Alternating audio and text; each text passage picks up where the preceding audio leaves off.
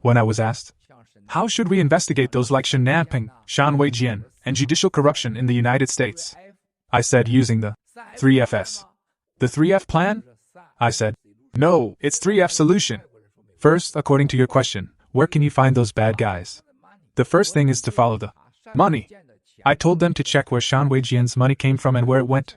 Where did Shen Nanping's money come from and where did it go? Who got money and where did the money come from? Follow the money. He said, sure, but how? I told him that this is very simple. One can easily look into all the funds on Wall Street in the US. You don't have to sweat too much.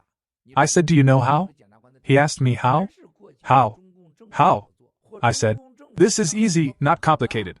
You can develop a policy with independent prosecutors. Anyone who has cooperated with the Chinese government in the past, like Paul Hastings, or other law firms that have received dirty money from the Chinese government. For those like O'Melveny who helped Shan Weijian do illegal things, as long as they confess to the prosecutor, they can become tainted witnesses. They can still keep the money but no crimes. Second, the second F is to follow the pages. He smiled and asked, to follow PP? I said yes. Remember, all these bad guys, they can't control their genitals. Where did he pee? Right. Follow his PP. Hey, this is interesting. I said, you just need to find these women whom the people who sleep with, right? No one is clean. These people are born to be animals. I said, you just need to follow his PP. Just like how you following his money, you give them the privilege as long as they speak out and are not held accountable. I said, and in this way, you will get them one by one, right? What is the third F?